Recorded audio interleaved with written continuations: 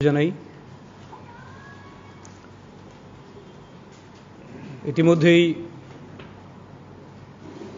আমরা লক্ষ্য করলাম আজকে একটি পরিযায়ী দলের প্রেস মিট আগরতলাতে হয়েছে, যারা পশ্চিমবঙ্গের গণতন্ত্রকে টুটি টিপে হত্যা করেছে, রক্তাক্ত করেছে। বহিরাগত সেই পরিযায়ী দলের 3 জন পরিযায়ী সদস্য মিডিয়াকে সম্বোধন করেছে রাজ্যকে অপমানিত করার জন্যে, রাজ্যবাসীকে অপমানিত করার জন্যে, বদনাম করার জন্যে। একটা ন্যাক্কারজনক নীল নকশা নিয়ে এরা ত্রিপুরায় এসছে। পশ্চিমবঙ্গের নির্বাচন যে ভয়ঙ্কর রক্তক্ষয়ী ছিল, সেটা এই 3 সদস্যের মধ্যে একজন নিজেই স্বীকার করেছেন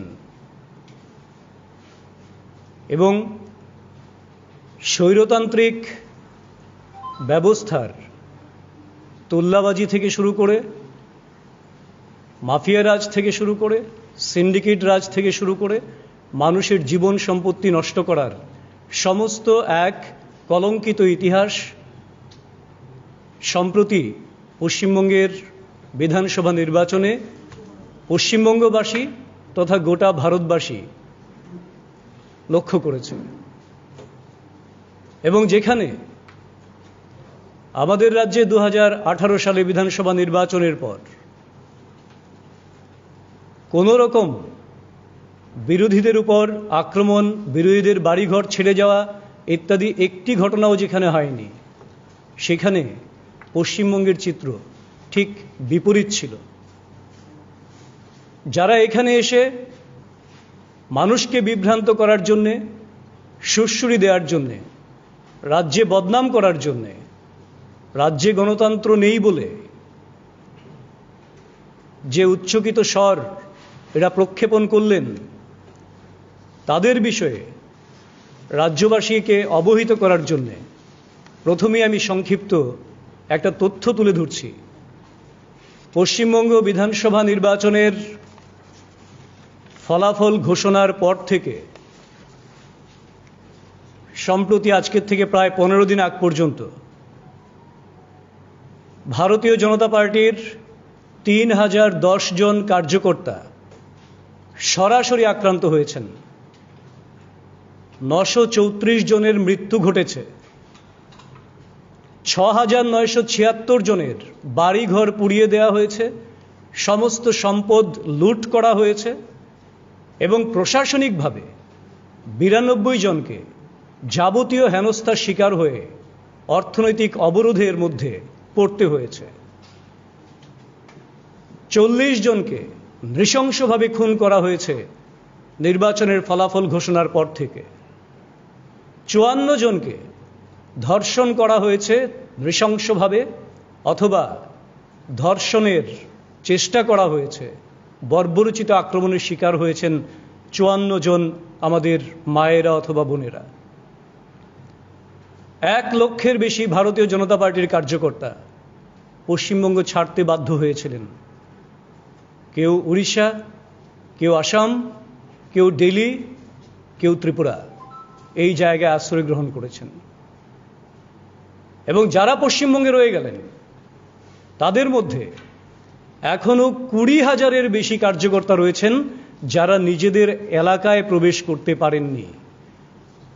এই যেখানে পশ্চিমবঙ্গের বাস্তব চিত্র, সেই জায়গায় এরা ত্রিপুরায় এসে গণতন্ত্র নেই, প্রশাসন নেই, এই ধরনের কথাবার্তা বলে মানুষকে বিভ্রান্ত করার জন্যে একটা ষড়যন্ত্রমূলক অপপ্রচার করে ত্রিপুরা যেভাবে দ্রুততার সঙ্গে এগিয়ে চলেছে, সবকা সাথ সবকা বিকাশের লক্ষ্যটাকে সামনে রেখে সমস্ত অংশের মানুষের সহযোগিতায় তাদের কাছে প্রশাসন পৌঁছে যাচ্ছে নির্দ্বিধায়, কিন্তু তারপরেও ত্রিপুরাতে নতুনভাবে একটা ষড়যন্ত্র তৈরি করার নীল নকশা এরা তৈরি করেছে।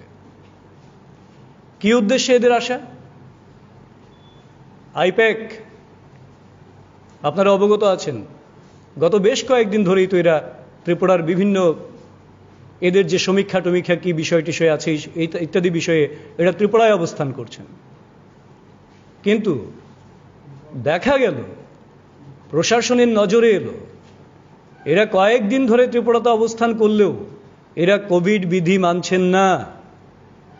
প্যান্ডেমিক অ্যাক্ট যেটা ত্রিপুরায় চালু রয়েছে, লাগু রয়েছে, সেই প্যান্ডেমিক অ্যাক্ট এরা মানছেন না।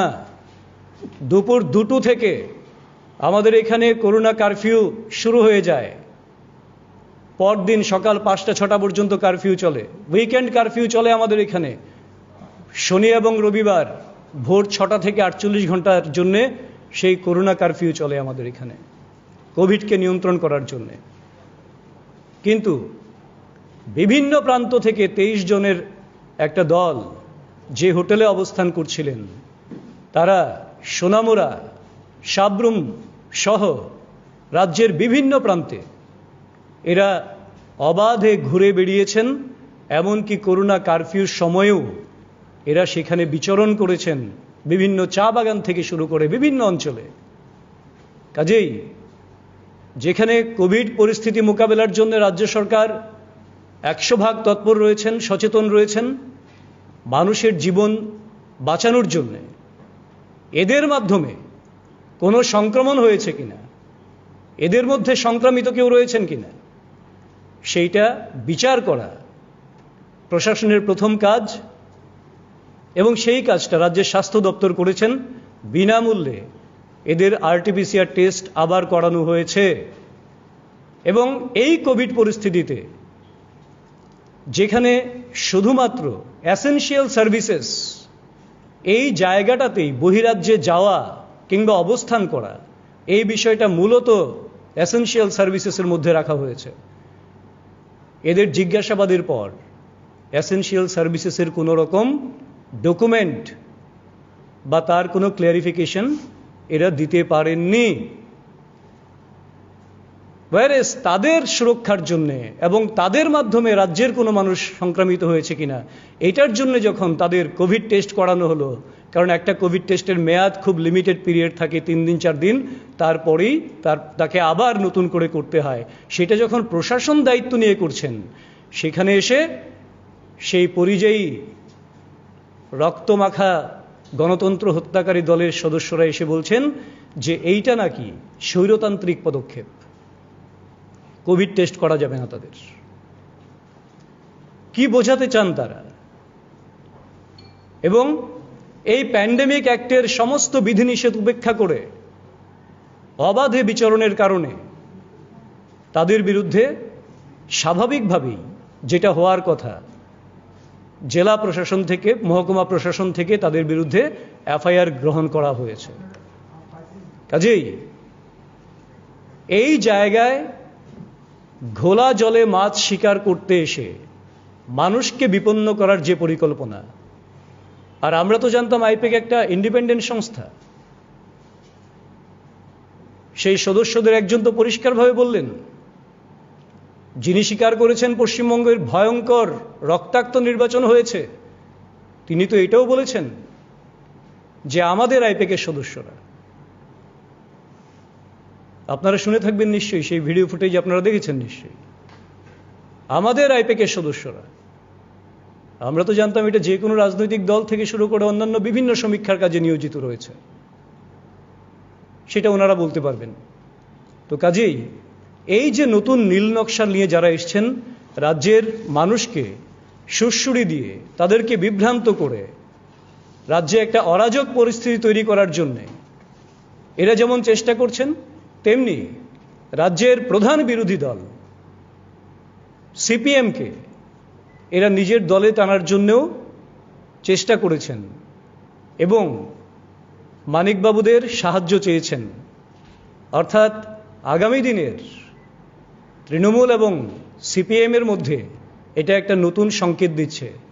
রাজ্যবাসী সেই সম্পর্কে সচেতন থাকবেন এবং ত্রিপুরার মানুষ, গণতন্ত্রপ্রিয় মানুষ, শান্তি সম্প্রীতির মধ্যে যারা বসবাস করেন, তারা রাজ্যে এই ধরনের বিভ্রান্ত তৈরিকারী, ষড়যন্ত্রকারী এবং বহুবার পরীক্ষিত এই ধরনের পরিযায়ী গণতন্ত্র হত্যাকারী, অবাধ লুণ্ঠনকারী, মেয়েদের সম্ভ্রম হননকারী এই ধরনের দলকে আমল দেবে না, সেটা আমরা বিশ্বাস করি। ভারতীয় জনতা পার্টি বিশ্বাস করে রাজ্যবাসী এই সমস্ত চক্রান্তের বিরুদ্ধে রুখে দাঁড়াবে।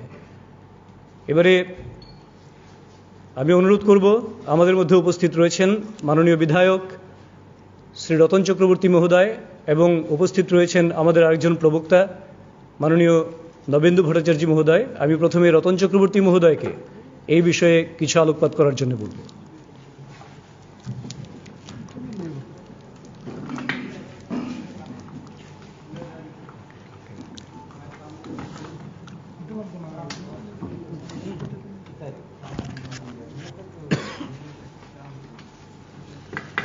ধন্যবাদ সুব্রত বাবু। উপস্থিত আমার প্রিয় সাংবাদিক বন্ধুরা, আজকে যে বিষয় নিয়ে আলোচনা, সকালকার প্রেস কনফারেন্স তৃণমূলের, তার উত্তর যথেষ্টভাবেই দিয়েছেন আমাদের মুখ্য প্রবক্তা। আমি শুধু কয়েকটা বিষয় এখানে তুলে ধরতে চাই। একটা হচ্ছে আমাদের পশ্চিমবাংলা তার সংস্কৃতির জন্য সারা ভারতে সবার শ্রদ্ধা পায়। বিশিষ্ট নাট্যকার তথা বর্তমান রাজনীতিবিদ ব্রাত্য বসু তিনি বলেছেন যে সরকার ভয় পেয়েছে। আসলে তৃণমূল কংগ্রেসের নেতারা আইপ্যাককে পাঠিয়ে শান্তিতে থাকতে পারছে না। তারা ভয় পেয়েছে যে কোনোভাবে যদি আইপ্যাকের মুভমেন্ট রেস্ট্রিক্টেড হয় তাহলে হয়তো আগামী দিন ত্রিপুরায় তৃণমূলের বিস্তারটা আটকে যেতে পারে। কারণ আমি অতীতে দেখেছি বলেই সেই অভিজ্ঞতা থেকে দু চারটি কথা আমি বলতে চাই। যে এবার 21শে জুলাই শহীদ দিবসে মাননীয়া মমতা ব্যানার্জি মহোদয়া সব কিছু বললেন, কিন্তু যাদের রক্ত দিয়ে তর্পণ করেই 21শে জুলাই পালন হয় সেই হত্যাকারী সিপিএম সম্পর্কে একটা কথাও বলেননি। তার কারণ যে একটা নতুন কেমিস্ট্রি, যেটা শেষের দিকে সুব্রত বলার চেষ্টা করেছে, যে একটা নিউ কেমিস্ট্রি আসার চেষ্টা হচ্ছে, এবং যেটার উত্তরে কমরেড বিমান বসু বলেছেন, যে বিমান বসুকে আমরা বলতে শুনেছিলাম নন্দীগ্রামের ওই রক্তাক্ত পরিত্যক্ত নির্জন শ্মশানে দাঁড়িয়ে মানুষ যখন হাহাকার করছে তখন বলেছেন যে সেখানে সূর্যোদয় হয়েছে। অতীতের কথা কত টানব। বিমান বসুও বলেছেন বিজেপিকে রুখতে আমরা যে কোনো দলের সঙ্গে আমরা লড়াইয়ে বা সমঝোতায় যাব। তার ইঙ্গিতটা এখানেও দিয়ে রাখলেন ওরা, যে এখানে ওরা চেষ্টা করবেন, কারণ ঋতব্রত সারা জীবন লালিত পালিত কমিউনিস্টদের ছায়ায়, তার চিন্তা চেতনা সব কিছুতে জড়িয়েছিল। শুনেছি অনৈতিক কাজের জন্য তাকে সিপিএম বহিষ্কার করেছিল। যাই হোক, অনেক ধৈর্য ধরে কষ্ট করে তৃণমূলের সঙ্গে থেকে এখন তার সাবজেক্টের বাইরেও নতুন সাবজেক্ট নিয়ে সে আইএনটিটিইউসির খুব সম্ভবত সে প্রেসিডেন্ট হয়েছে রাজ্যের। সে ওই একই ইঙ্গিত দিয়েছে যে বামপন্থীরা একেবারে নাপতে নাপতে এখন রাবার স্টাম্পে চলে এসছে। এখন এটাকে আজকে একটু মদত দিয়ে বাড়িয়ে ত্রিপুরায় নতুন একটা ফ্রন্ট খোলা যায় কিনা এ বিষয়ে ভাবনা চিন্তা ওদের চলছে সক্রিয়ভাবে। আমি যতদূর দেখেছি, তৃণমূলকে যতটুকু ত্রিপুরার মাটিতে চিনেছি, বাংলার মাটির কথা তো আমি সম্পূর্ণ বলতে পারবো না, এখানে একটা ছেলে খেলা করেছে ওরা। সর্বভারতীয় তৃণমূল কংগ্রেসের সাইনবোর্ডটা ধরে রাখার জন্যে 6% ভোট বিভিন্ন রাজ্য থেকে কুড়িয়ে নিতে হবে। সেই জন্য এখানে, কারণ আমাদের প্রয়াত সুধীর রঞ্জন মজুমদার এবং আমরা প্রথম গিয়ে আমাদের অভিমুখ ছিল একটাই, যে বামপন্থীদের এই নখদাঁত বের করে যেভাবে গণতন্ত্রকে ফালাফালা করে দিয়েছিল, মানুষের উন্নয়ন আটকে দিয়েছিল, গণতন্ত্রকে স্তব্ধ করে দিয়েছিল, তাদেরকে সরাতে গেলে হয়তো বাংলার এই সূর্যোদয় আমাদের রাজ্যেও ঘটতে পারে। সেই সম্ভাবনাকে মাথায় রেখেই আমরা সেদিন কিন্তু ছুটে গিয়েছিলাম। কিন্তু তারপরে দুবার আমি একবার উপনির্বাচনে দাঁড়িয়েছিলাম, আপনারা জানেন, বনমালীপুরে। যখন আমার বিরুদ্ধে তৃণমূল থেকেই একটা লিফলেট ছেড়ে, হাজার হাজার লিফলেট ছেড়ে, যেখানে আমার জয় অবশ্যম্ভাবী ছিল, 24 ঘন্টা আগে বলা হলো যে আমি নাকি তৃণমূলের প্রার্থী না। ঠিক প্রচারের শেষ লগ্নে এসে আমি আকুল আবেদন করলাম, কিন্তু সেদিন কালীঘাটের ফোনের তোলার কোনো লোক ছিল না। কেউ এসে ডিফেন্ড করলেন না তার প্রার্থীকে, যে না, হি ইজ আওয়ার ক্যান্ডিডেট। পরবর্তী সময় পার্লামেন্টে দাঁড়িয়েও দেখেছি, মুকুল রায়, যিনি ইদানিং আবার বিজেপি থেকে এসছেন, তিনি বলছেন 6% ভোট নিয়ে নিলে দাদা চলবে, আর কিছু লাগবে না। আমাদের একটা হাতিয়ার হিসেবে এরা ব্যবহার করতে চায়। তিনি শেষ যখন এসেছিলেন, মাননীয় নেত্রী, এই স্টেট গেস্ট হাউসের লোহার দরজার ভেতরে কেউ ঢুকতে পারেনি। রাত 12টার সময় আমাকে ফোন করে তিনি টকিং পয়েন্ট চেয়েছিলেন। আমি টকিং পয়েন্টগুলো নোট করে নিয়ে যখন সেখানে যাই, দেখলাম যে সব দাঁড়িয়ে আছে। এখন আমাদের সঙ্গে আছেন এমন এমএলএরাও সেদিন আমাদের সঙ্গে ছিলেন তৃণমূলে। কাউকে ঢুকতে দেয়নি। আমি ভেতরে যোগাযোগ করার পর আমাকে একমাত্র আমাকেই ঢুকতে দিয়েছিল। তিনি সপার্ষদ ভেতরে বসে কি মিটিং করছেন জানি না, এই স্টেটের কোনো তৃণমূল নেতাকে একটিবারের জন্য ওনার চেহারাটা দেখার সুযোগ দেননি, কথা বলার সুযোগ দেননি, ডাকেননি। আমার দীর্ঘ রাজনৈতিক জীবনে এরকম অদ্ভুত ঘটনা এবং এমন অপমানজনক ঘটনা, কলঙ্কজনক ঘটনা আমি কখনো দেখিনি। তাও আমাকে তো ভেতরে যেতে দেওয়া হয়নি। আমি ফার্স্ট বিল্ডিং এর এখানে এসে লোক এসে দাঁড়িয়ে আছে, বললে আপনার কাগজটা দিয়ে দিন। কাগজটা দিলাম, সেখান থেকে পত্রপাঠ চলে এলাম। এই আইপ্যাক বা ওই ব্রেন স্টর্ম প্যাক দিয়ে ত্রিপুরায় কিছু হবে না।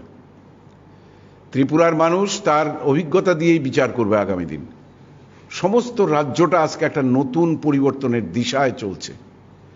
বিপ্লববাবু যখন শুরু করেন, তিনি জননেতা ছিলেন না, হয়তো সেই গুণটা তার ভেতরে ছিল। আজকে কিন্তু এই 3.5 বছরে তিনি ত্রিপুরা রাজ্যের শুধু মুক্তিদাতা হিসেবে না, একজন জননেতা হিসেবে নিজেকে পরিণত করেছেন। ত্রিপুরার সমস্ত বন্ধ দুয়ারগুলো খুলে গেছে। 7টা জাতীয় সড়ক হয়েছে, হাজার হাজার কোটি টাকা ত্রিপুরায় খেলছে। সেই সাবরুমের এসিজেড থেকে শুরু করে, লজিস্টিক হাব থেকে শুরু করে, মৈত্রী সেতু থেকে শুরু করে, আপনার স্মার্ট সিটি থেকে শুরু করে, লাইট হাউস প্রজেক্ট থেকে শুরু করে, কি নেই। এবং আমি মনে করি বিপ্লব দেব শুধু মুখ্যমন্ত্রী হিসেবে সফল না, একজন সেলস এক্সিকিউটিভ হিসেবে তিনি যেভাবে ত্রিপুরার প্রাকৃতিক সম্পদকে আজকে বহির্বিশ্বে, শুধু ভারতবর্ষে না, প্রোডাক্ট হিসেবে তুলে দিয়ে আয় বাড়াচ্ছেন, প্রত্যেকটা কৃষককে তার মুখে হাসি ফোটাচ্ছেন, জনজাতিদের জন্য যে আমূল পরিবর্তনের দিশায় তিনি নিয়ে গেছেন। কোথাও কোথাও তো মনে হয় জনজাতিদের জন্য যেন তার প্রীতি অসাধারণ, জাতিদের চাইতেও বেশি, কারণ তারা দীর্ঘদিন পিছিয়ে ছিল, অন্ধকারে ডুবেছিল। আজকে সেই এমবিবি স্টেট এয়ারপোর্টই বলুন, হাতাই কতরের বড় মুড়াই বলুন, সমাজপতিদের ভাতাই বলুন, 3-3টে পদ্মশ্রী এনে দেওয়াই বলুন, রাস্তাঘাটকে নতুন করে তৈরি করাই বলুন, অক্সিজেন প্লান্টই বলুন, প্রতিটি লোকের জন্য যে দরদ তার, এবং যেভাবে তিনি জনজাতি অঞ্চলে ছুটে ছুটে যান, প্রশাসনকে মানুষের কাছে নিয়ে গেছেন। আগে মানুষ হয়রান হয়ে যেত, পার্টি না করলে, পার্টির নেতাদের চরণে আশ্রয় না নিলে, পার্টি অফিসে লাইন না দিলে কিচ্ছু জুটত না। আজকে চাওয়ার আগে মানুষ বিপিএল এর জায়গায় পিজি পায়, ভাতা পায়, বর্ধিত ভাতা পায়, কিষাণ সম্মান নিধি পায়, নিজের ধান নিজে 18 টাকা 68 পয়সা হিসেবে বিক্রি করে, নিজের বাড়িতে ভাতা পাবক থাকলে সেই ভাতাটা পায়, নিজের বাড়িতে রেগার কাজের লোক থাকলে সেই রেগার কাজের মজুরি পায়।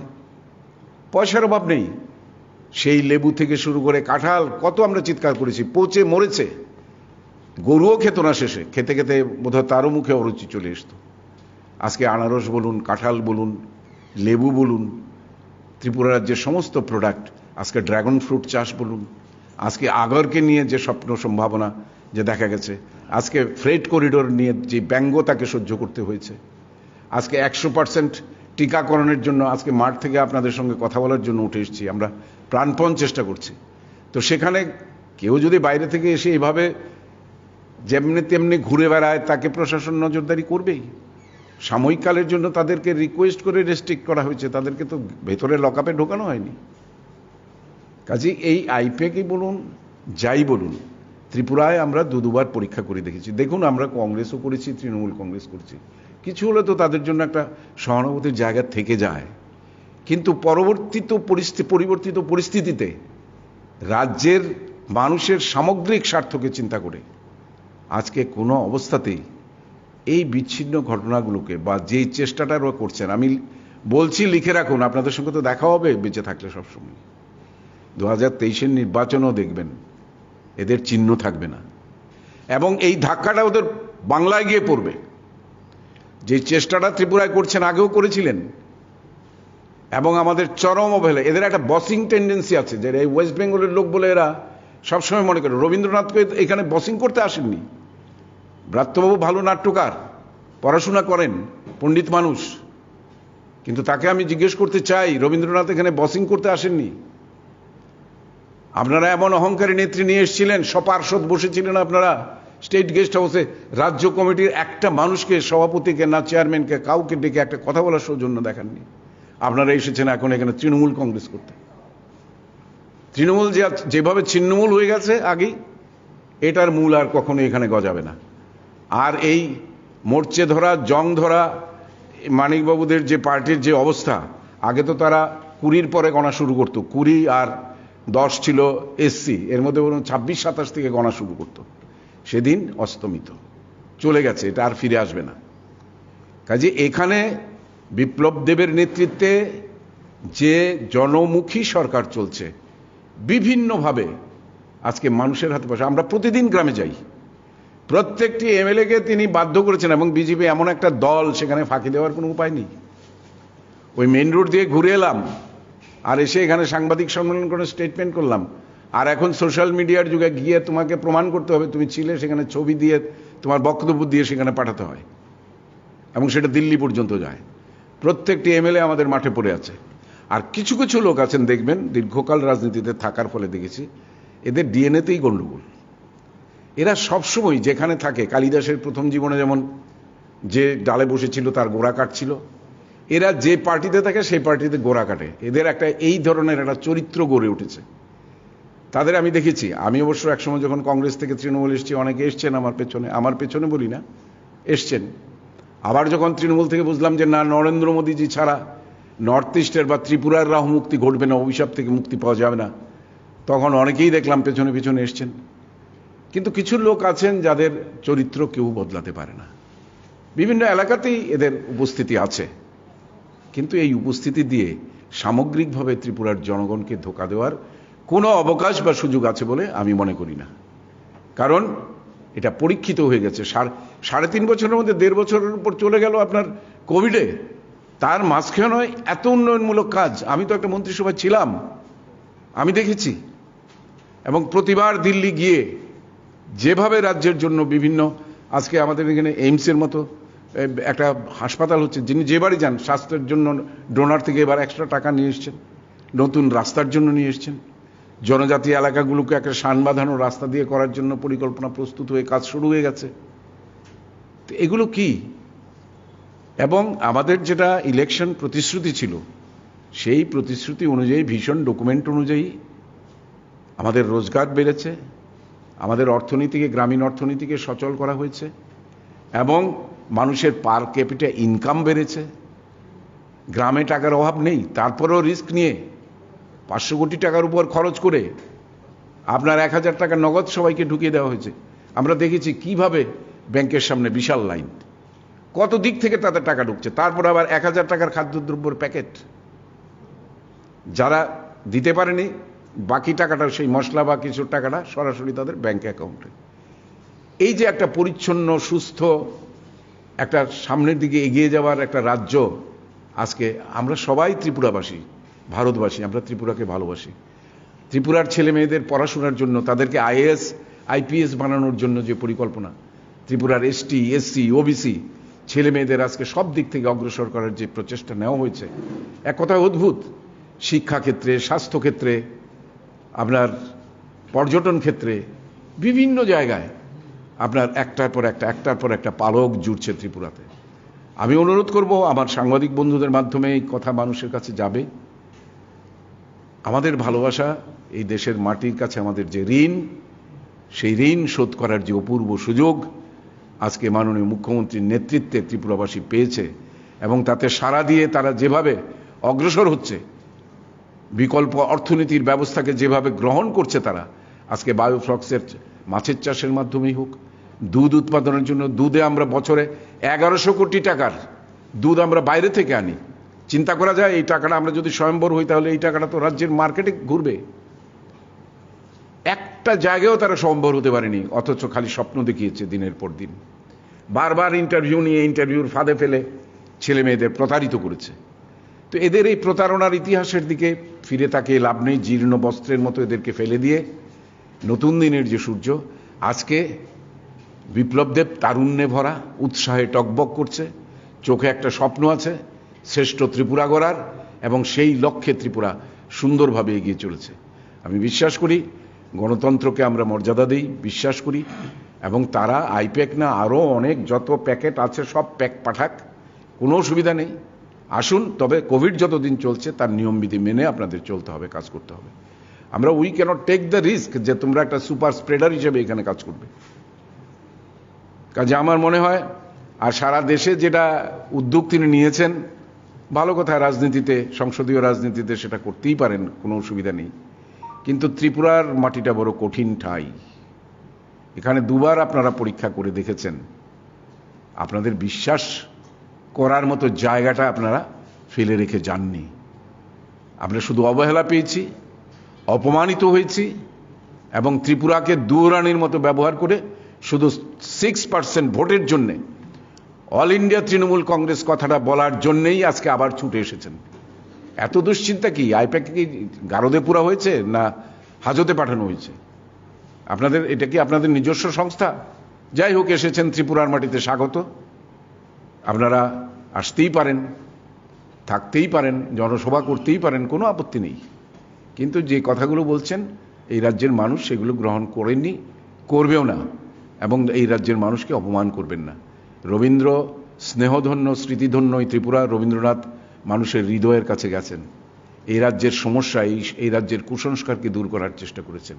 সে রাজর্ষিতে হোক, বিসর্জনে হোক, বারবারই আমরা দেখেছি রবীন্দ্রনাথের সেই স্মৃতিমেদুরতা এসে যায় যে কিভাবে তিনি ওই রঘুপতি, নক্ষত্র রায় আর আপনার গোবিন্দমাণিক্যের ইতিহাস তুলে ধরেছেন। ন্যায়ের প্রতিষ্ঠার জন্যে, এই রাজ্যের উন্নতির জন্যে, এই রাজ্যের মানুষের জন্য, জনজাতিদের জন্য রবীন্দ্রনাথের অপরিসীম দরদ। এবং এই রাজন্যদের যারা আজকে ত্রিপুরার প্রকৃত রূপকার, যারা রাজ্যের সার্বিক উন্নয়নের জন্য স্বপ্ন দেখেছিলেন এবং রচনা করেছিলেন ত্রিপুরাকে উন্নয়নের মুখে নিয়ে যাওয়ার জন্য, তাদেরকে সম্মান দেওয়া হয়েছে, গড়িয়া পূজাকে সম্মান দেওয়া হয়েছে। যাই হোক, এবং মহারাজের জন্মদিন আজকে ছুটি ঘোষণা করা হয়েছে। 28 কোটি টাকা চেয়েছে, 30 কোটি টাকা দিয়েছে। কোথাও শুনেছেন? টাকা তো কম দেয় মানুষ। তো আমাদের মুখ্যমন্ত্রী তো সেখানে মহানুভবতার শেষ নেই। আমরা ঝড় হলে, বন্যা হলে, ঘূর্ণিঝড় হলে মাননীয় মুখ্যমন্ত্রী, মন্ত্রী, বিধায়ক, এমপি সবাই আমরা চলে যাই। কাকে নিয়ে? প্রশাসনকে নিয়ে। প্রশাসন মানুষের দরজায় দাঁড়িয়ে, উঠোনে দাঁড়িয়ে তাকে চেক লিখে দিয়ে আসে। এটা পরিবর্তন। একটা কাজের জন্য আন্দোলন করতে হয় না। মানুষের বিবেককে, যুবতী মেয়ের যৌবনকে বিচারশালায় দাঁড় করিয়ে নষ্ট করা হয় না। এখানে মানুষ চাওয়ার আগে পিজি কার্ড পায়, চাওয়ার আগে যারা বঞ্চিত তাদের ভাতা পেয়েছে আরও পাবে, চাওয়ার আগে তার ফুড প্যাকেট পৌঁছে যায়। আগে হলে তো যেত নেতাদের, সিপিএমের নেতাদের বাড়ি, সেখান থেকে ইচ্ছে হলে যাকে ইচ্ছে তাকে তারা দিত। এখন হয় না, এখন প্রকাশ্যে হয়। এগুলো সব অ্যাকাউন্টে টাকা ঢুকে যায়। এটাই তো পরিবর্তন। এর জন্য কোনো মিছিল, মিটিং, আন্দোলন কিচ্ছু করতে হয় না। টেট দিয়ে চাকরি পাচ্ছে, 3,500-3,500-এর উপর চাকরি পেয়ে গেছে। কোনো সুপারিশ তো লাগেনি। করতে দিন, একটু সময় দিন এই সরকারকে। 5 বছর পর মিলিয়ে দেখুন তার পরবর্তীর জন্য পরিকল্পনা করুন। সেই জন্য আমি বিধানসভায় বলেছিলাম 10টা বছর মুখে সেলোটে বাটকে বসে শুধু দেখুন কি হচ্ছে, কারণ বাজার গরম করার এই রাজনীতি করে কোনো লাভ হবে না। আর যারাই আসুন স্বাগত আসতে, কিন্তু আমরা আমাদের পয়েন্ট অফ ভিউ থেকে বলতে পারি এসব করে এই রাজ্যের মানুষকে বিভ্রান্ত করা যাবে না, কারণ সে অতীতের অভিজ্ঞতা দিয়েই সামনের দিনে এগিয়ে যাবে। এই রাজ্য দিনে দিনে উত্তরোত্তর শ্রীবৃদ্ধি করবে এবং ভারতবর্ষের মূল স্রোতের সঙ্গে জুড়ে আমাদের এই অষ্টলক্ষ্মী আজকে নতুন চেহারা নিয়ে দাঁড়িয়েছে। তা আমি বিশ্বাস রাখি যে এরা যাই করুক, যত চিল্লাচিল্লি করুক, আমরা আমাদের অভীষ্ট লক্ষ্যে যাতে থাকি। আমাদের সাংবাদিক বন্ধুরাও এই উন্নয়নের যজ্ঞে আমাদের সঙ্গে আছেন, তাদেরও উন্নয়ন আমরা চাই, আমাদের সরকার চায়, আমাদের মুখ্যমন্ত্রী চান, যার জন্য বিভিন্নভাবে আজকে এখানকার প্রেস ক্লাবকে শক্তিশালী করা, আজকে এখানকার মিডিয়া বন্ধুরা যাতে একটা বয়স পেরিয়ে গেলে তার একটা আর্থিক সংস্থান থাকে, তার জন্য জায়গা দেওয়া, তাকে কোয়ার্টার দেওয়া, সমস্ত রকম পরিকল্পনা এখানে আছে সমাজের সমস্ত স্তরের মানুষের জন্য। যাই হোক, আমি আশা রাখব যে এইদিকে তাকিয়ে এই রাজ্যের জনগণ সচেতন থাকবেন, ভুলভ্রান্তি অতীতে যারা করেছেন তারা যাতে না করেন, আর কালিদাসের মতো এই গাছের গোড়া কাটা বন্ধ করে মূল স্রোতের সঙ্গে থাকুন, এটাই সবার কাছে আহ্বান থাকবে। এখন আমাদের আরেকজন মিডিয়া পার্সন নবেন্দু ভট্টাচার্য কিছু বলবেন আপনাদের কাছে। ধন্যবাদ সবাইকে।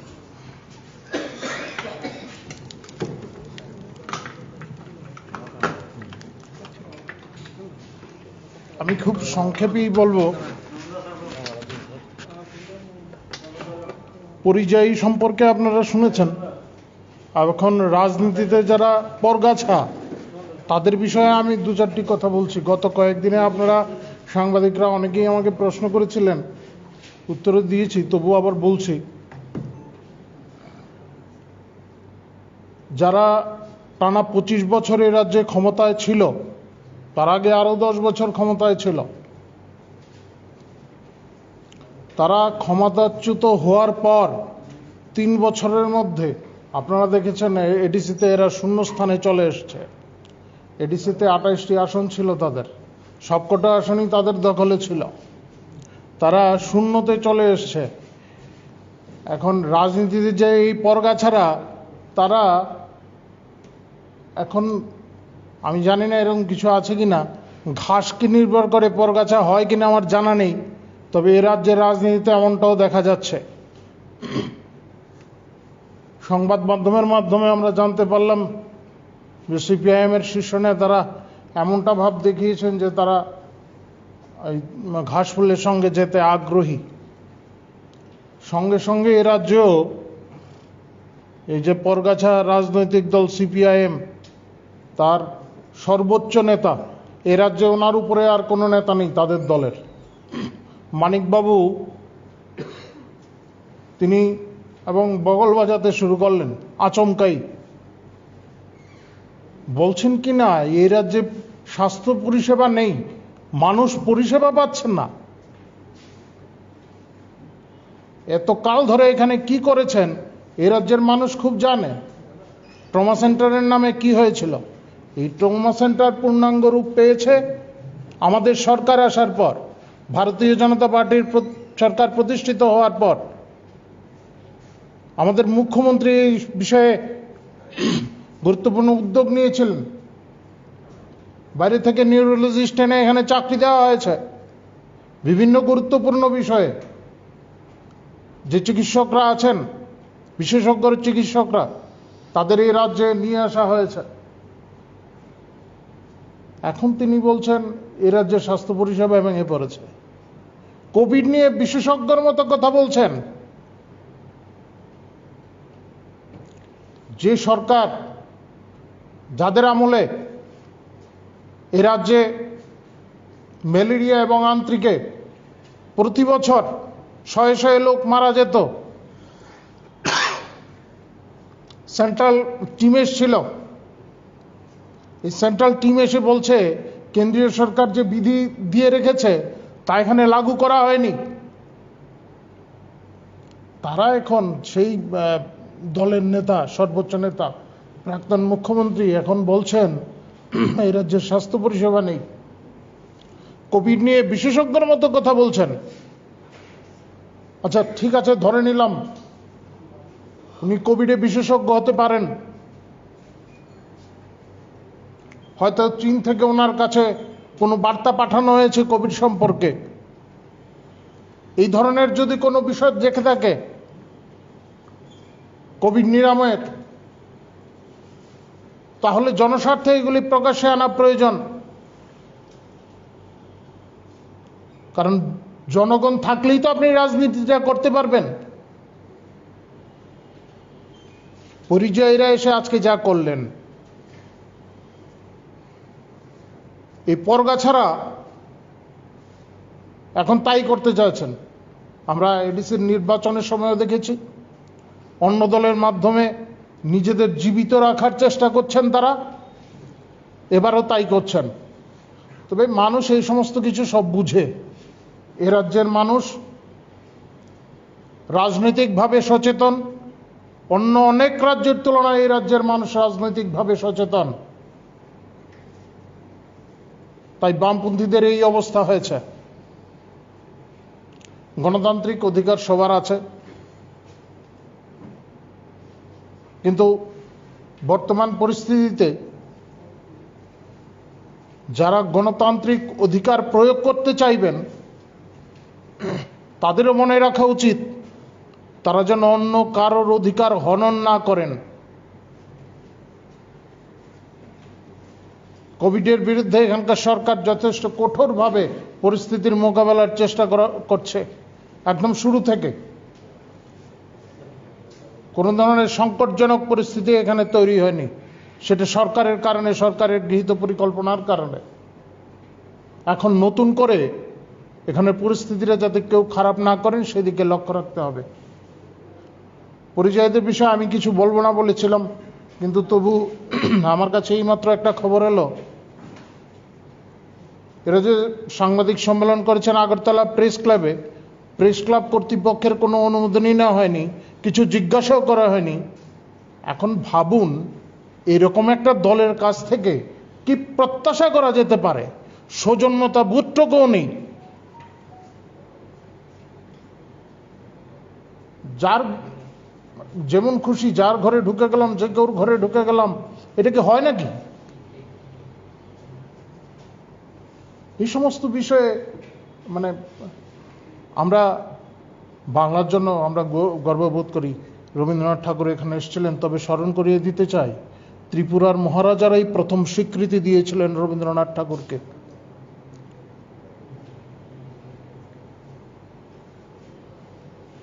কিন্তু মনে হচ্ছে সত্যি আজকে আমরাও অনুভব করছি বাংলা এবং বাঙালিদের জন্য বোধহয় একটা বিপর্যয়ই চলছে। যাই হোক, আপনাদের যদি আর কোনো বিশেষ বিশেষ জিজ্ঞাসা থাকে আপনারা জিজ্ঞাসা করতে পারেন।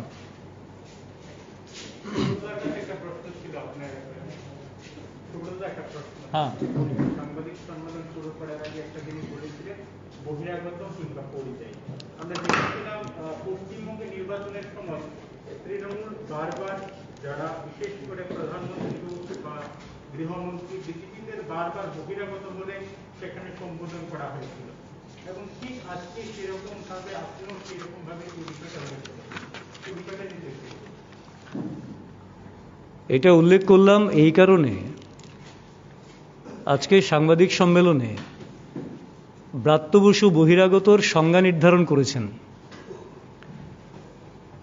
এবার আমি সসম্মানে ওনাকে জিজ্ঞেস করতে চাই, উনি কি বললেন যে পশ্চিমবঙ্গ নির্বাচনে যারা এসছেন বাইরের থেকে তারা এই কারণে বহিরাগত যেহেতু ওরা বাংলা বলেন না, যেহেতু বাংলা ওখানকার ভাষা, বাংলা বলেন না, তার জন্যে বহিরাগত। আমি প্রশ্ন করতে চাই, পশ্চিমবঙ্গের যে জনসংখ্যা রয়েছে সেখানে কি শুধু বাঙালিরাই বসবাস করে, বাংলাভাষীরাই বসবাস করে, নাকি এদেরকেই বসবাস করতে দেবে, বাকিদেরকে বাংলা ছাড়া করা হবে? কি বোঝাতে চাইছেন? হিন্দিভাষী লোক পশ্চিমবঙ্গে থাকতে পারবে না? তামিল ভাষী লোক থাকতে পারবে না পশ্চিমবঙ্গে? গুজরাটি ভাষী লোক থাকতে পারবে না? মারাঠি ভাষী লোক থাকতে পারবে না? সব বহিরাগত হয়ে যাবে? সেদিন প্রধানমন্ত্রী নরেন্দ্র মোদীজির থেকে শুরু করে অমিত ভাই শাহজির থেকে শুরু করে আমাদের মাননীয় মুখ্যমন্ত্রী বিপ্লব কুমার দেব সবাই বহিরাগত ছিল। তার মানেটা কি? এবং স্বৈরতান্ত্রিক বাস্তবায়নটা, স্বৈরতান্ত্রিক পদক্ষেপটা কোন মাত্রায় ছিল যে সর্বভারতীয় আমাদের সভাপতি মাননীয় জেপি নাড্ডাজির গাড়ির উপর আক্রমণ? সোনারপুরে মাননীয় গৃহমন্ত্রী অমিত ভাই শাহজির একটা জনসভা ছিল। জনসভার 1 ঘন্টা আগে প্রশাসন থেকে বলে দেওয়া হলো এই জনসভা হবে না। কেন হবে না? 1 ঘন্টা আগে বলল, 4 ঘন্টা আগের থেকে রাস্তাঘাট, ট্রেন সমস্ত কিছু বন্ধ করে দিয়েছে, কোনো লোক যাতে না আসতে পারে। তারপরেও এদের মনে হয়েছে তারপরেও লোক তো হয়ে যাবে, অমিত ভাই শাহজি তো বলবেন কিছু এসে। তো এই যেখানে স্বৈরতান্ত্রিক ব্যবস্থা, আজকে ত্রিপুরায় এসে গণতন্ত্র শেখাচ্ছেন, ত্রিপুরায় এসে স্বৈরতন্ত্রের কথা বলছেন। 1 লক্ষ মানুষ গৃহহারা হয়েছে, আমি আগেই বললাম। আর এখান থেকে একটা লোককেও পালাতে হয়নি। ত্রিপুরাতে যারা রাজনীতি করেছেন বিরোধী দল, একটা লোককেও পালাতে হয়নি। হাজার হাজার বাড়িঘর পুড়িয়ে দিয়েছেন, সম্পত্তি লুণ্ঠন করেছেন। এখানেও তেমন হয়নি। আপনি বলছেন পার্টি অফিসের কথা, সরকারি জমিতে যে পার্টি অফিস আছে সেইগুলি সরকারি নিয়ম মেনে ভাঙা হয়েছে। অপরাধের বিরুদ্ধে একটা পদক্ষেপ নেওয়া হয়েছে। এটা এতদিন পর্যন্ত আপনারা অপরাধ করেছিল সিপিএম, সরকারি জায়গায় নিজেদের প্রাসাদ তৈরি করেছিল। কোনো অধিকার নেই। পার্টি অফিস করতে গেলে জায়গা কিনে পার্টি অফিস করতে হবে, সরকারি জায়গা তো সরকারি কাজে ব্যবহৃত হবে। এইটাকে উনি তুলে আনছেন সিপিএম এর সহানুভূতি আদায় করার জন্য। এই জন্যই বললাম এরা পরিযায়ী বহিরাগত, প্রকৃত অর্থে বহিরাগত তৃণমূল। আমাদের এখানে কিন্তু এই ডিভিশন নেই। আমাদের এখানে বাংলাভাষী, মারাঠি, সমস্ত ধরনের ভারতবর্ষের যে কোনো প্রান্তের মানুষ, যে কোনো ভাষাভাষী হোক, সংস্কৃতির হোক, এখানে পারস্পরিক মেলবন্ধনের মধ্যে আমরা আছি। কিন্তু উনি তো ডিফাইন করে দিলেন। শুধু স্বৈরতান্ত্রিক নয়, ওরা স্বৈরতন্ত্রে বিশ্বাসী এমন না। ওরা আজকে ত্রিপুরার মানুষকে প্রমাণ দিয়ে গেছেন ওরা উচ্ছৃঙ্খল বটে। তাদের এমন শীর্ষ নেতা, উনি এলেন প্রেস ক্লাবের একটা জিজ্ঞাসা সৌজন্যবত্তা ভোটটুকুও নেই, উনি প্রেস ক্লাবে ঢুকে গিয়ে সাংবাদিক সম্মেলন করে ফেললেন। এই ধরনের কাজ তো মানে আমাদের এখানে স্থানীয় নেতারা যারা আছেন, বিভিন্ন রাজনৈতিক দল আছে, প্রেস ক্লাবে করতে গেলে যে কোনো ছোট সংগঠন, ওরা অরাজনৈতিক সংগঠনও প্রেস ক্লাবের একটা পরামর্শ নেয় বা প্রেস ক্লাবে জিজ্ঞাসা করে অনুমতি নেয়। তারা এমন কি হয়ে গেল রে বাবা, মানে এসে হুটহাট ঢুকে গেল, কারো কিছু জিজ্ঞাসাই করার প্রয়োজন বোধ করলো না। এরা কত উচ্ছৃঙ্খল হতে পারে এটা যে বুঝিয়ে দিয়ে গেলেন তাদের শীর্ষ নেতা এসে। আপনি বলেছেন যে যারা এসছে সার্টিফিকেট টিম উইকেন্ড কার্ফিউ চলাকালীন বিভিন্ন জায়গাতে তারা সাংগঠনিক কর্মসূচি করেছে, ঘোরাফেরা করেছে। আমার প্রশ্ন হচ্ছে, যেহেতু তারা বিমানবন্দর থেকে আসার পরে বিভিন্ন জায়গাতে ঘোরাফেরা করেছে, তারা উইকেন্ড কার্ফিউ চলাকালীন যেখানে এসেন্সিয়াল সার্ভিস ছাড়া কেউ চলাফেরা করতে পারে না, সেই ক্ষেত্রে পুলিশ তাদেরকে আটক করতে পারেনি কেন? এবং তাদের কিছু শেষ করে দেবে আপনাদের রাজ্য প্রশাসন যে গোয়েন্দা বিভাগ রয়েছেন তারা কেন তাদের খোঁজ খবর রাখতে পারেনি? তাতে কি মনে হচ্ছে যে আপনাদের যে গোয়েন্দা বিভাগ রয়েছে বা রাজ্য প্রশাসনের যে গোয়েন্দা বিভাগ রয়েছে তাদের বা পুলিশ তাদের তত্ত্বাবধানে কোনোটা খামতি রয়েছে, নাকি তাদের পুলিশের একটা অংশ তাদেরকে সহযোগিতা করেছে? আপনি কি মনে করেন? এটা বলছি আমি ওদের বিভিন্ন, আমিও খবর নিয়েছিলাম, জিজ্ঞাসা করেছিলাম কি বিষয়। ওরা পরিচয় দিয়েছে সাংবাদিক হিসাবে, বিভিন্ন জায়গায় সোনামুড়া বা এলাকায় ওরা সাংবাদিক হিসাবে পরিচয় দিয়েছে। পুলিশ সাধারণত এ রাজ্যে আপনারা সবাই জানেন সাংবাদিকরা রাতের বেলাও ঘোরাফেরা করে, আমি নিজেও যাই রাতের বেলা। তো পুলিশ আমাদের সবাইকে চেনে, সাংবাদিক বললে কেউ আটকাতে চায় না। তো পুলিশের কাছে কিন্তু পরবর্তী সময় খবর এসছে যে কাজটা অন্য কাজ চলছে এই রাজ্যে বসে, এবং তারা একসঙ্গে আছেন, কোভিড বিধি মানছেন না। সাংবাদিকরা যদ্দূর মানেন তদ্দূর তো মানেন না, ফলে তারপরেই কিন্তু পুলিশের তরফ থেকে শুরু হয়েছে। আর আমি একটা কথা বারবার বলছি, বিভিন্ন জন আমাদের প্রতিক্রিয়া জানতে চাইছিলেন পুলিশের কাজ করবে, পুলিশ স্বাধীনভাবে কাজ করবে। এটা সিপিএমের জামানা নয় যে পার্টির নির্দেশে পুলিশ কাজ করবে। পুলিশ এখন স্বাধীনভাবে কাজ করছে। পুলিশ যে কাজটা করেছে স্বাধীনভাবে আইনের মধ্যে থেকে তারা তাদের ব্যবস্থা দিয়ে নিয়েছে, যা জিজ্ঞাসাবাদ করার বা তাদের টেস্ট করার যে সমস্ত বিষয়গুলি তারা করেছে, পুলিশ করেছে। পার্টির তরফে এই বিষয়ে কিছু বলার নেই। পুলিশ স্বাধীনভাবেই কাজ করবে, এখনও স্বাধীনভাবেই কাজ করছে। আগামী দিনেও যদি এই ধরনের কিছু হয়, পুলিশের যদি কিছু সন্দেহ হয়, পুলিশ যদি যে কাউকে জিজ্ঞাসাবাদ করতে পারে, আমাকেও জিজ্ঞাসাবাদ করতে পারে, আপনাকেও জিজ্ঞাসাবাদ করতে পারে, এতে কোনো বাধা নেই। কিন্তু তারা যেই কাজগুলি করেছেন পরবর্তী সময় আমরা যতদূর জানতে পেরেছি এগুলি ছলচাতুরি করাটা ঠিক হয়নি। আর তারা এখন তো পরিষ্কার বোঝা গেল তারা তৃণমূলের হয়ে কাজ করছেন, সো ওই কোনো স্বাধীন সংস্থার হয়ে নয়, পরিষ্কার। দ্বিতীয় প্রশ্ন, একটা ছোট প্রশ্ন। পশ্চিমবঙ্গের নির্বাচনে যে স্লোগান দিয়েছিল খেলা হবে, সেই খেলাতে তৃণমূল জয়ী হয়েছে। এখন দেশের নির্বাচনে ত্রিপুরাতে আবার সেই স্লোগান হচ্ছে খেলা হবে। তো এই খেলা থেকে ওই খেলার তো কোনো পরিবেশ দেখছি না। খেলা হবে নাকি এখানে? সব মাঠে সব খেলা হয় না। হকির মাঠে হকি হয়, ফুটবলের মাঠে ফুটবল। আর প্রতিদ্বন্দ্বী থাকলে তবে খেলা হয়। প্রতিদ্বন্দ্বী যদি থাকে, আপনি একা মাঠে নেমে গেলেন, খেলা হবে নাকি? এখানে তো প্রতিদ্বন্দ্বী নেই, মানুষ বিশ্বাস করে। ইউটিলাইজেশন অফ দ্য ওয়েপন্স ডেমোক্রেসিতে বা প্রশাসনে। আজকে দেখুন, নেশার বিরুদ্ধে অল আউট যুদ্ধ ঘোষণা করেছে এই গভর্নমেন্ট, স্পেশাল চিফ মিনিস্টার। সেইখানে দেখা যায় যে এই পুলিশ, সেম পুলিশ, আজকে তারা লক্ষাধিক কেজি গাঁজা উদ্ধার করে, হেরোইন উদ্ধার করে, ট্যাবলেট উদ্ধার করে। তো সেই পুলিশ আগে পারল না কেন? রাজনৈতিক সদিচ্ছা ছিল না সেই জন্য। আর ওয়েস্ট বেঙ্গলের মাঠ আর ত্রিপুরার মাঠ এক না। ত্রিপুরা দীর্ঘদিন একটা অন্ধকারে ডুবেছিল, সেই জায়গা থেকে আজকে নতুন সূর্যোদয় হয়ে গেছে অলরেডি। নতুন পথে এগুচ্ছে ত্রিপুরা, এবং আগামী দিনও আরো বেশি স্পিডে এগোবে। আমরা আসুন সবাই প্রার্থনা করি এই কোভিড মহামারী শেষ হোক, অবসান হোক, আস্তে আস্তে বেরিয়ে আসবে এই ত্রিপুরা। কোন দিকে কথা বলবো? বলতে গেলে উন্নয়নের কথা বলতে, আরে মুখ্যমন্ত্রীর যতগুলো পরিকল্পনা নিয়েছেন নিজের মুখ্যমন্ত্রীর নামে, ভারতবর্ষের কোথাও আছে এমন কোন সেকশন যারা বাদ গেছে? তো কাজেই গ্রামের ভেতর ঢুকে আপনারা তো অবাধ বিচরণ করেন, আপনারা জানুন, জিজ্ঞেস করুন। তার জন্য কাউকে কোনো চাঁদা দিতে হয়? আগে তো রেগার পয়সা দিতে হতো। তো সেই ক্ষেত্রে আজকে চাঁদা মুক্ত, নেশা মুক্ত, জুলুম মুক্ত, নারী নির্যাতন মুক্ত। আজকে নারী নির্যাতনের সংখ্যা কত কমে গেছে দেখুন। আমরা রাত্রেবেলা পর্যন্ত, আমি যখন যাই বিভিন্ন জায়গা থেকে দেখি, রাত্রেবেলা পর্যন্ত মহিলারা হাঁটছেন, খুব সুন্দরভাবে হাঁটছেন। আমরা তো এই দেশটাই চাই। কাউকে শুধু দোষারোপ করে রাজনীতিতে টিকে থাকা কোনো মতেই সম্ভব হয় না। মানুষ সত্যটা একদিন উপলব্ধি করে, কিন্তু যেটা সত্যিকারের উন্নয়ন হচ্ছে সেটাকে ইচ্ছে করে ঢাকা যাবে না।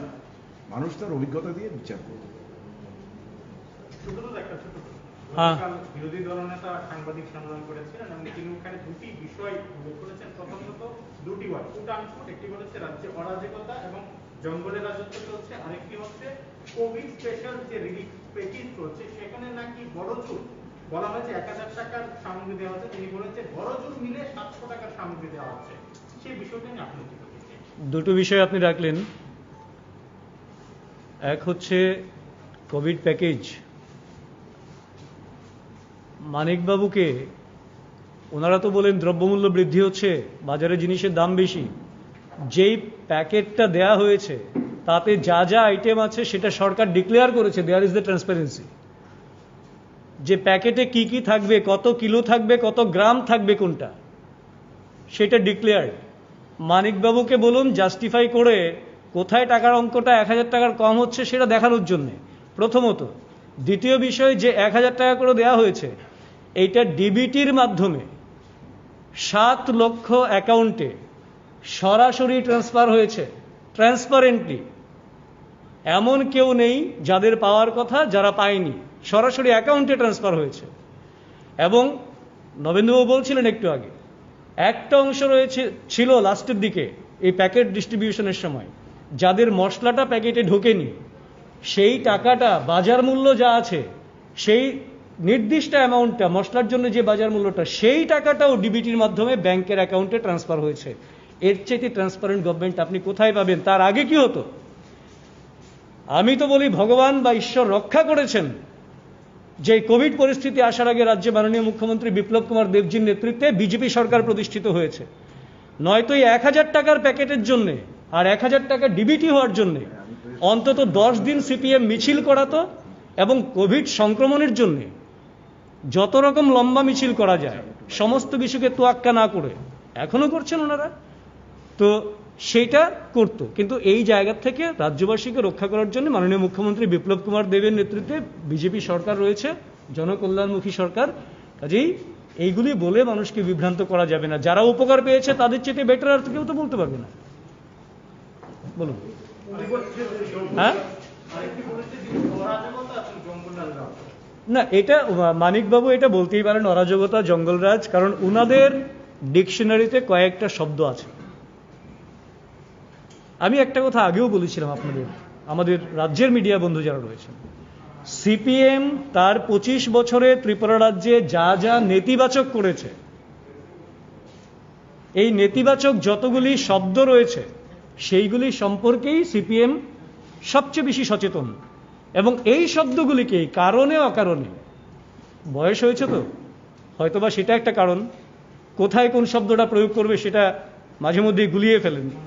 তার জন্যে রাজ্যে যখন সম্পূর্ণরূপে আইনের শাসন প্রতিষ্ঠিত রয়েছে, জনকল্যাণের জন্য সর্বোচ্চ মাত্রায় কাজ চলছে, কোভিড মোকাবেলার জন্য গোটা ভারতবর্ষের মধ্যে টিকাকরণে ত্রিপুরা শ্রেষ্ঠ রাজ্য, ডাবল ডোজও প্রায় সম্পন্ন হয়ে যাবে কিছুদিন পরে, 100% ভ্যাকসিনেশনের লক্ষ্যমাত্রা নিয়ে কাজ করছে, এবং সেই সঙ্গে টেস্টিং থেকে শুরু করে সমস্ত বিষয়, কিট থেকে শুরু করে হেলথ ইনফ্রাস্ট্রাকচার বলছিলেন, সমস্ত কিছু যখন রয়েছে, তো এত কিছু ভালো হচ্ছে। এবার ওনাদের সময় তো কোনো কিছুই ভালো ছিল না, সবটা অরাজক অবস্থা ছিল, জঙ্গলের রাজত্ব ছিল, মানুষ কথা বলতে পারতো না, প্রতিবাদ করতে পারতো না, বাড়ি ঘরে হুমকি দেওয়া হতো, এই সমস্ত বিষয়গুলি ছিল, খুন করে ফেলা হতো যখন তখন অপহরণ করে নিয়ে, এবং ইলেকশনের আগেও সেই রকম বিলুনিয়াতে জীবিত মানুষকে কবর দেওয়ার জন্য অনেকগুলি গর্ত খোঁড়া হয়েছিল, সেটা আপনারাই দেখিয়েছেন ফুটেজে, জ্যান্ত মানুষকে কবর দেওয়ার জন্য। যেখানে ঝর্ণা পাল বৈদ্য বলছিলেন যে নির্বাচনের পরে মন্ত্রিসভা গঠনের আগে তোমরা কোথায় যাবে, ত্রিপুরাবাসীকে বলছিলেন, বিজেপিকে, বিরোধীদের বলছিলেন তোমরা কোথায় যাবেন, মানে হুমকি দিচ্ছিলেন। তো এই জায়গার থেকে ত্রিপুরা বেরিয়ে এসছে, এখন আর হুমকি হয় না, এখন সহানুভূতি হয়, পারস্পরিক মিত্রতা হয়, উন্নয়নের জন্য কথা বলা হয়, পরিকল্পনা গৃহীত হয়। তো কাজেই মানিকবাবুর তো এটা সহ্য হবে না, ওনার মনে হবে যে এটা হচ্ছে অরাজকতা, এটা হবে জঙ্গলের রাজ, কারণ ওনাদের রাজত্ব তো সেইগুলিই ছিল। পূজ্যটুকিতে বিশ্বাস জেগেছে। আগামীকালকে রাজ্যে আসতে পারেন সর্বভারতীয় তৃণমূল সভাপতি অভিষেক ব্যানার্জি, তিনি আপনাদের কি মত? দেখুন, রাজ্যে অভিষেক ব্যানার্জি আসতে পারেন, মমতা ব্যানার্জি আসতে পারেন, এটা ভারতবর্ষ যে কেউ যে কোনো জায়গায় যেতে পারেন, আপত্তির কিছু নেই। ত্রিপুরার ডেভেলপমেন্টের জন্য আসুন, ত্রিপুরাবাসীর মঙ্গলের জন্য আসুন। নীল নকশা নিয়ে এলে ত্রিপুরাবাসী ছেড়ে কথা বলবে না। ত্রিপুরাকে ধ্বংস করার জন্যে ষড়যন্ত্র নিয়ে এলে, ত্রিপুরাবাসীর মধ্যে বিভাজন রেখা তৈরি করার জন্য এলে, যেটা পশ্চিমবঙ্গে করেছেন মাননীয় মমতা ব্যানার্জির নেতৃত্বে, অভিষেক ব্যানার্জির নেতৃত্বে, এই ধরনের অসৎ উদ্দেশ্য নিয়ে এলে ত্রিপুরাবাসী কাউকে ক্ষমা করবে না। ঠিক আছে, সবাইকে অসংখ্য ধন্যবাদ, নমস্কার।